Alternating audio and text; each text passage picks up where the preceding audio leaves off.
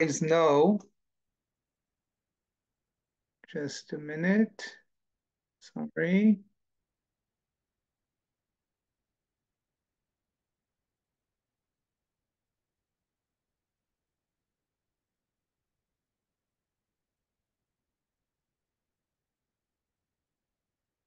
Sorry. Can you hear me? Please do that if you can hear me. Okay, great, great. So, as I said, I'm home now, Baruch Hashem, for I'm not sure for how long. I hope for longer than for more than a few days. Because of the situation now, we don't know when they will let us out.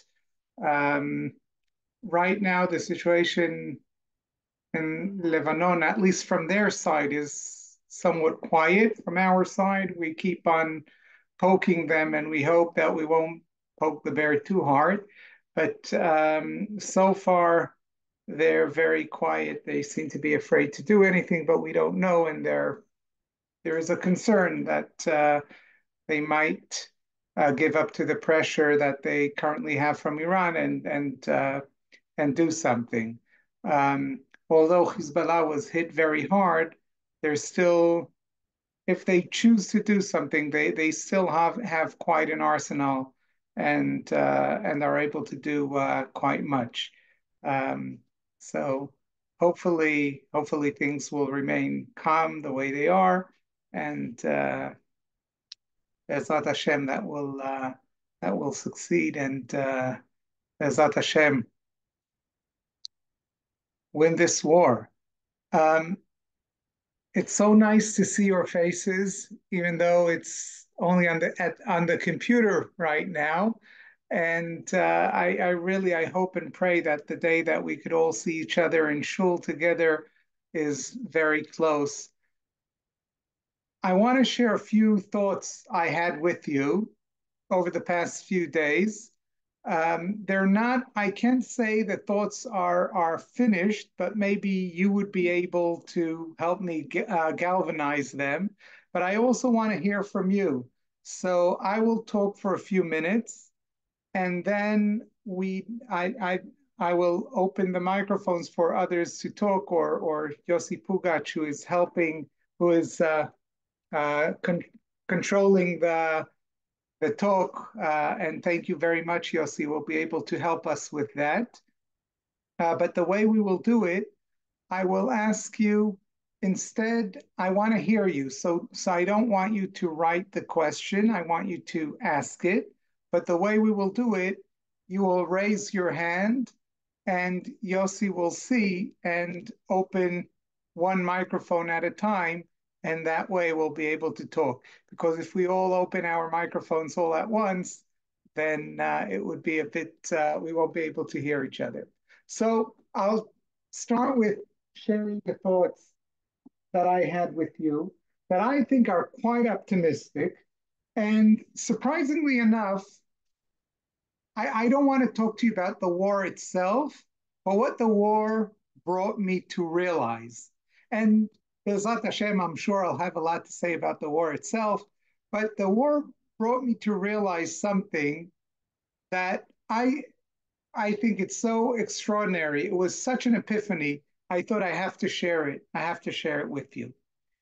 And that is, it made me realize how strong Israeli democracy is.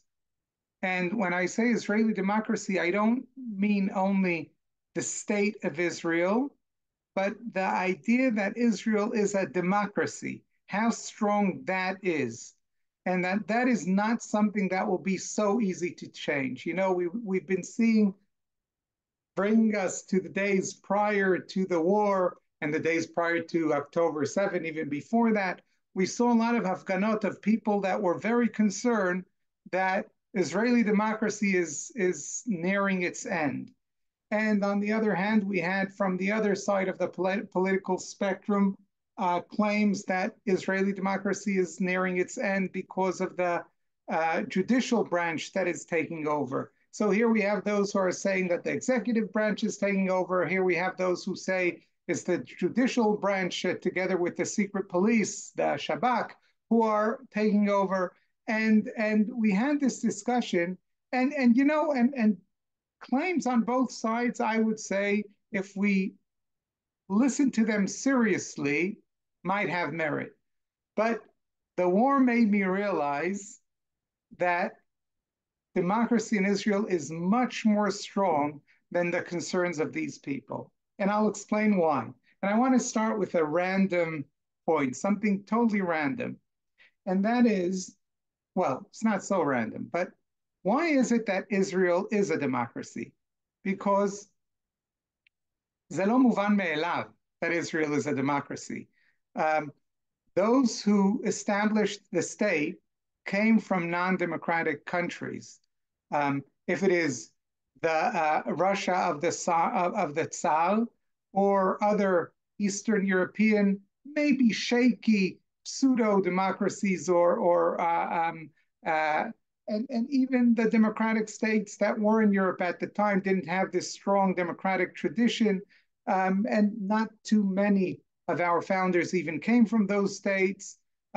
Many came from then all the vast immigration from North Africa and Asia of countries who are also non-democratic. So how is it that Israel became a democratic state? It's not obvious. So why did that happen? Um, that is my first question. Another interesting fact, which starts with a question and then I think gives the answer to my first question, is 2,500 years ago, when Nebuchadnezzar took our ancestors and exiled them. Nebuchadnezzar didn't exile everyone, by the way. The Babylonians had a system, and their system was they would take the elite of the people, the leadership, exile the leadership to Babylon, usually, and have them bribe them with all the goodness that the capital could give them, make them forget where they came from, or make it beneficial for them to not fight, and have the people that left behind without a leadership. Without a leadership, they'll very fast forget who they are. They won't retain their identity. A people without an identity are not likely to rebel, and that's a very good way of controlling people. But with the Jews, it didn't work. It didn't work because although we had a leadership, our peasants weren't common peasants.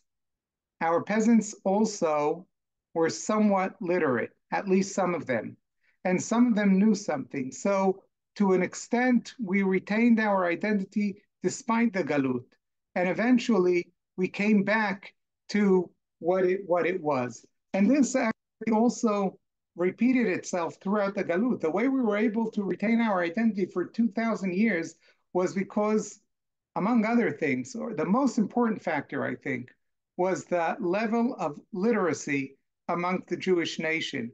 The fact that every 5-year-old male, almost every 5-year-old male, would go to Cheder and learn how to, whether it's Cheder or the Mori or the Talmud Torah, wherever it was, and learn how to read to a certain level, that gave us a very strong identity, and it almost created if usually when you want to kill a beast, you cut off its head, but when it has thousands of heads, it's very difficult to cut it off. And that was the situation, I think, with the Jewish people. You all know this story, right, about Golda Meir, who Nixon told her, I'm a president of 300 million people, or 200 million people, who whatever it was at the time, and she said, well, I'm a prime minister of 3 million presidents. And what she meant to say that Jews are very opinionated. And Jews are very opinionated because it's very deep in our culture. It's deep in our culture because we always made a point of everyone being literate, of everyone being able to express themselves, of everyone sharing in the in the culture to an extent. To an extent, it's not that everything was rosy. It's not that there wasn't uh, an elite of Talmidei Chachamim, and then there were the commoners. Yes, there was, but to an extent, we were very. It wasn't at all like with others. Definitely not in ancient times, and also through the Middle Ages and into the um, modern era. Jews always were much more literate than anyone else, much more opinionated, much more involved in their religious and cultural life. And that made Golda Meir the head of 3 million presidents. And I think that that is why it couldn't be different. Medinat Israel had to be a democracy one way or another. Even if it wasn't a formal democracy, it would have been a theoretical democracy because every Jew has an opinion. Every Jew can feels free to say what she or he thinks at any point. We're very argumentative, very strong about what we think and and the way we conduct ourselves. So I think democracy is very deeply embedded in our culture, and therefore I think that no matter what will happen to the institutions, how that what makes a democracy first and foremost is the culture. Yes, we're talking now about regime changes. The reason why we're so concerned about it is because it didn't work in other places, right? In Iraq, Bush and the new cons tried to have to force them into a democracy, but it doesn't work. You need the culture in order to be a democracy. It doesn't help to just have the institutions. The institutions are important, but it's the culture that holds them together, and the culture might be there even without the institutions or even with corrupt institutions. If the culture is strong, then eventually it will get through it. And this is something that the war made me realize more than anything else. Now the question is why? Why? So it was somewhat in the middle of last week. I was preparing the Parashat Shlach, and I said, wow, Parashat Shlach is talking about meraglim, espionage. And the Haftarah also talks about meraglim. In the Parasha, we have meraglim that failed miserably. In the Haftarah, we have meraglim that succeeded spectacularly. What was it? But before I get to the question, what made the meraglim in the Parasha fail spectacularly and the meraglim in the Haftarah of Yoshua be so successful? Why is it that Yoshua sent those meraglim? He saw what a bad idea it was. He saw what happened to the meraglim of Moshe. Why does Yoshua send meraglim? It sounds like it seems to be such a not good an idea.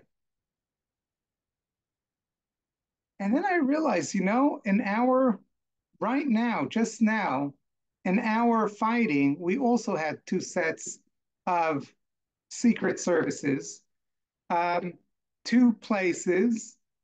In the one, we failed miserably, and in the other, we our we had such a success that in Asa, our the main one of the main kishlonot was the Modi'in, right? We didn't the Shabak and Aman fell there spectacularly, and then in Lebanon and now in Iran, it was such a success.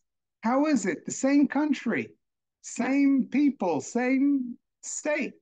Yet here we failed miserably, and here we succeeded spectacularly. I'm not going to try and analyze why it is because it's not my tafkid, but I think I want to say something about it, something about the parasha and something about what we are seeing now. In the parasha, I think what happened was Chazal tell us that when Moshe sends the meraglim, Hashem tells him, Shlach lecha latcha. Meaning Moshe Rabbeinu came to Hashem. Hashem tells Moshe Rabbeinu, okay, it's time to come into Eretz Israel. And then Moshe tells Bnei Israel, tells Hashem, the people want to send spies.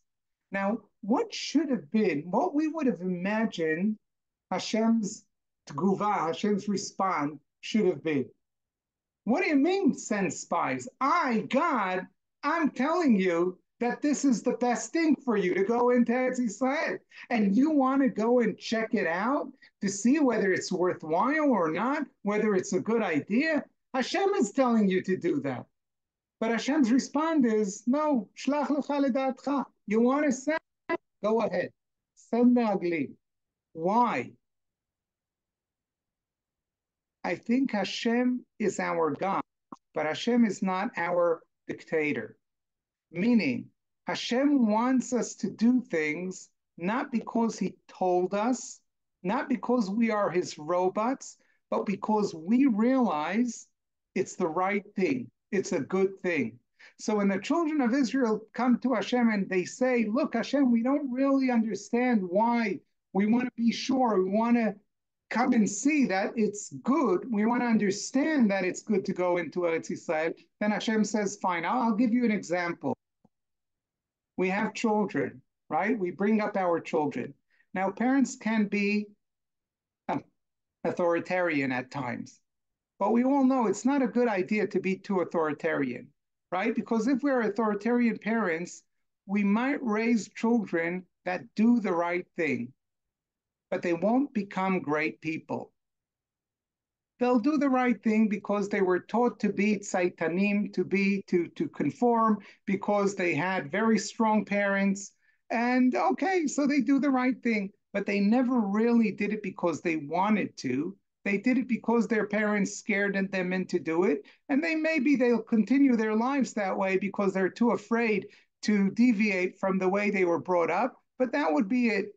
But if we want our children to be great people, we want them to grow, we want them to develop, we need to give them a certain amount of chofesh, of leeway, to go and experiment for themselves, for them to understand that when we tell them something to do something, it is actually because it is really good for them. But in order for them to understand that, need to be able from time to time to deviate from that path and learn for themselves that it is actually good for them. We need to give them that chofesh, and Hashem gives us that chofesh when He tells Moshe, "Shlach lecha ledatcha." Hashem is telling Moshe, you know what? You're right. Go, take your way. Lech lecha, shlach lecha ledatcha. I want you to understand. Hashem doesn't want us to just conform. Hashem wants us to be great people. And I think the way Hashem treats us, we treat our people.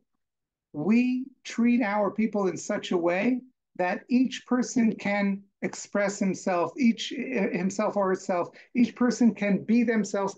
That brings about great people. And we see it in our culture that we could always answer back, right? Jews always answer back.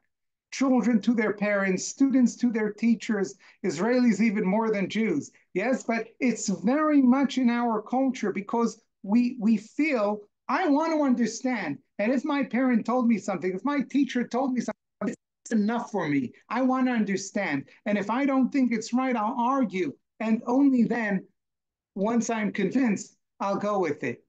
And I think that brought to our great success in Iran. And I'll soon explain why. But before that, there is a mechil to that approach. Because if we give people the chofesh, if we give people the leeway, then they might just take the wrong way, the wrong path, as the meraglim of Moshe did.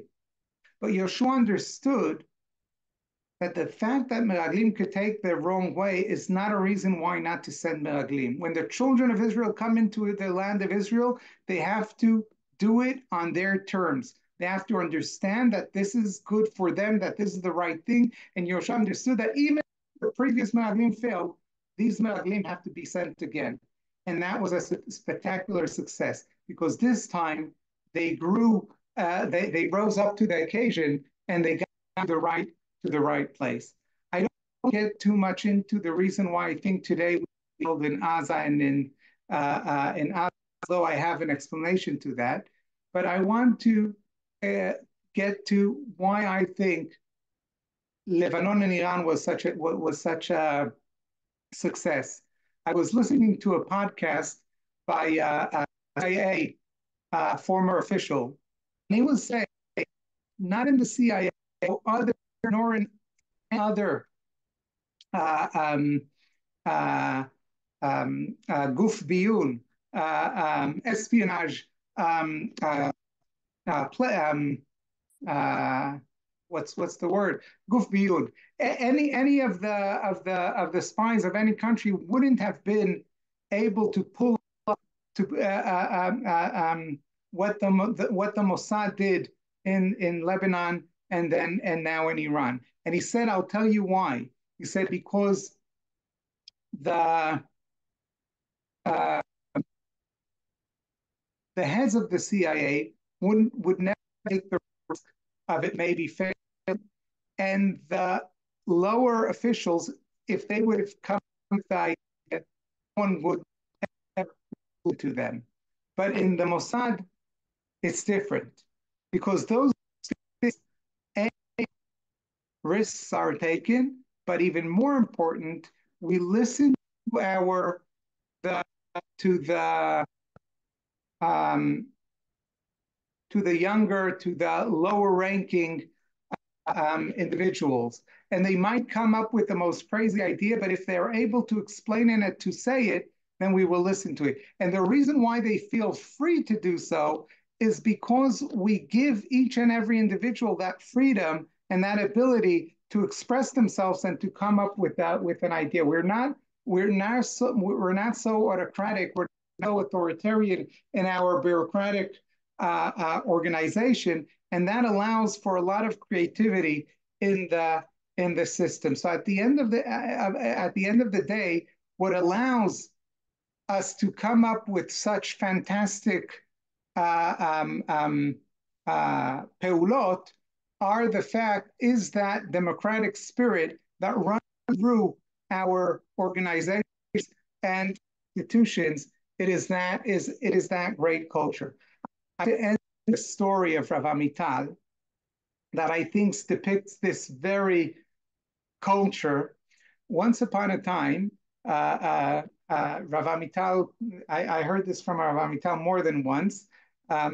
He said that when he joined the Haganah and later on Sahal, his mem was Laskov, who then became the chief of staff, the Matkal, I think, of Tzal. Before that, his son, of Mempei or Magad, whatever he was, and he came in uh, to have a sikha with a Mempei. So he comes into to the tent, a very long tent, and he comes in and he walks over to Chaim Laskov, puts his hand out for a shake and says, Shalom Aleichem Reb Yid. And Chaim Laskov shouts at him and he says, this is how a soldier comes into his commander. Stand at the door of the tent and salute. So Rav Amital says, what? This is how a Jew speaks to a fellow Jew? I don't want to have anything to do with you, and walks out. Now, the attitude of Rav Amital is so Jewish. Haskov Nebuch was in the British Army, came up with that rigid hierarchy, but inside it's not that rigid hierarchy because we're Jews. And that idea, I think, is permeating through our culture to these days. I think it helps us a lot.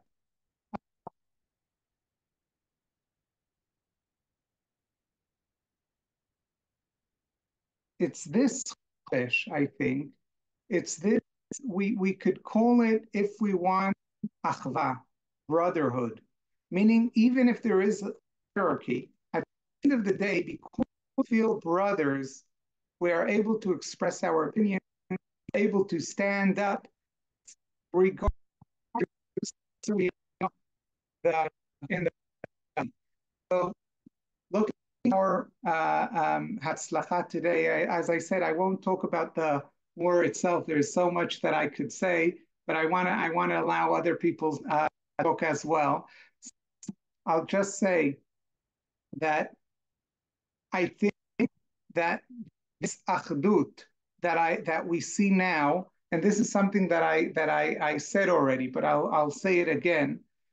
With all the miracles of the war, the miracle that makes me emotional to agree, that really brings tears every time that I only mention it. The achdut we see amongst us during this time. And at first I thought, for a second, I thought we would do tshuva.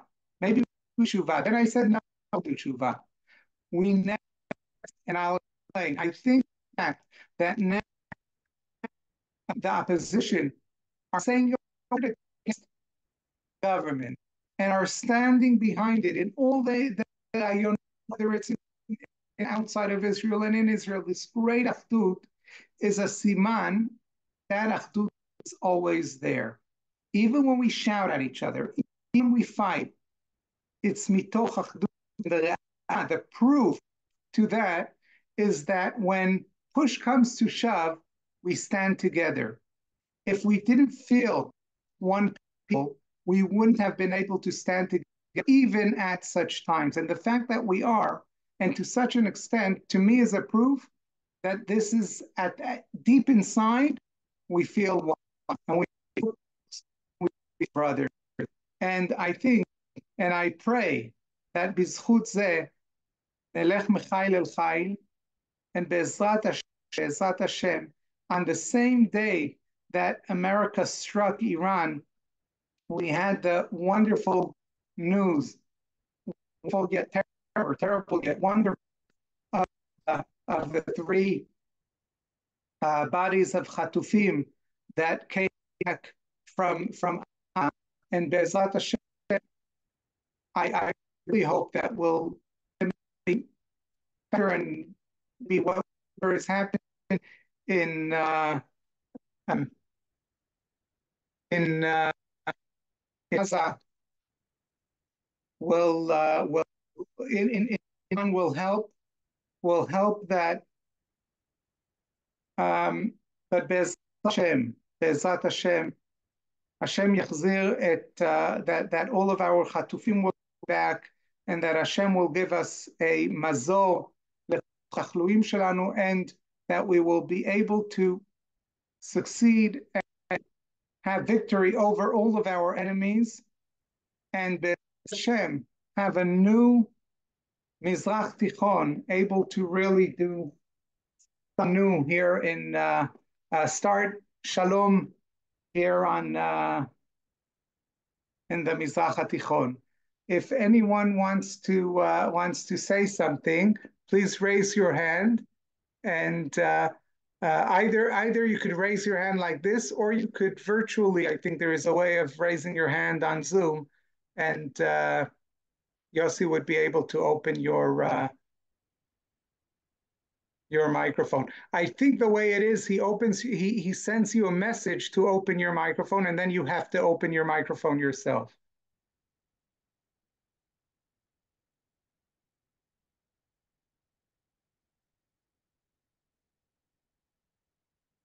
No one say anything. Wow. I hope I took all the time, or maybe it's because you want to go think about what I said. Um,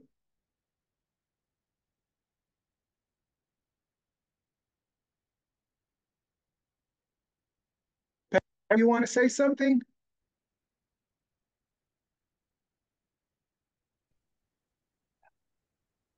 I'm interested. I'm sorry to get technical.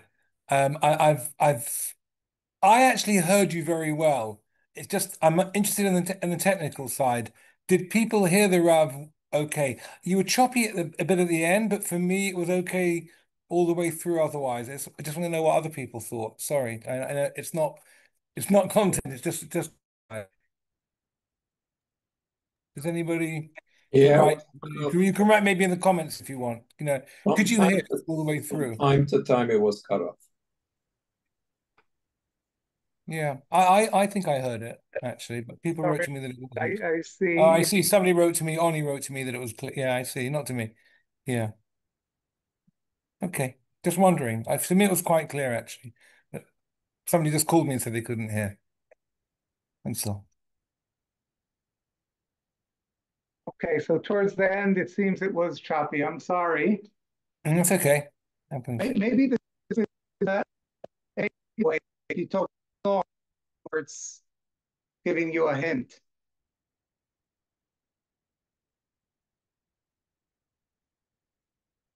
So if anyone has anything to say, just say thank you very much. It was really nice seeing you. Even those who I don't see their faces, I see your names, and it's also nice to see. And B'ezrat Hashem will very soon do shalom, bitachon, shalva, and as I said, may everyone come home maher maher. May I speak? May I ask a question, Kavod Harav? Absolutely. I wanted to ask from a broader perspective. When we had Malchut David and Amir Hashem, when we have Mashiach and we have a Malchut, do you see democracy being a format for either historically or in the future, or do you just feel it's a 21st century? That's a very good question. As the Rambam says, when that will happen, we'll see how it will be. But if you ask me to guess, then I would say with the king, even during the time of David, yes, Chazal tell us there was a Sanhedrin and there was Kenim and there were other institutions that were with him. And also today we see countries like Great Britain, right? They have a king, but there's democracy. So exactly that works, sure. But it might, however it will be. I think there is something very special about a king, and those who either come from Great Britain or live there for a while can appreciate royalty. But I don't think it has to. It means that it has to mean that it can go hand in hand with some sort of democracy. All right, thank you. Just some perspective there. Thank you so much for filling us in on these thoughts that you have when you're really there. As I say, prime time, and we're all sitting back here. Pleasure. Thank you. Actually, here you were in the real Chazit. As I said, there things are quiet, other than things that we're doing. But their side, it's quiet, and here things are more. I mean, in Ranana, in this area, this is where right now the front is here. So kol hakavod to you. And just all Laila Tov Yes, and Shalom Ra. I Oh, I have something to ask. yes. Do in the United States we have as you probably know, we have a there's a constitution that provides different powers to different branches of government and provides a system of checks and balances. Do you think that we in Israel might benefit from having a constitution like that?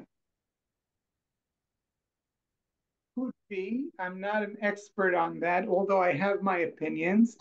Um, there are there are places where there are democracies that function without constitutions, but they have other things. I mentioned Great Britain, for example. But it could be a good idea to have something like that here in Israel. Whether it would happen or not, I don't. Yeah. Well, thank you for weighing in on that. Thank you.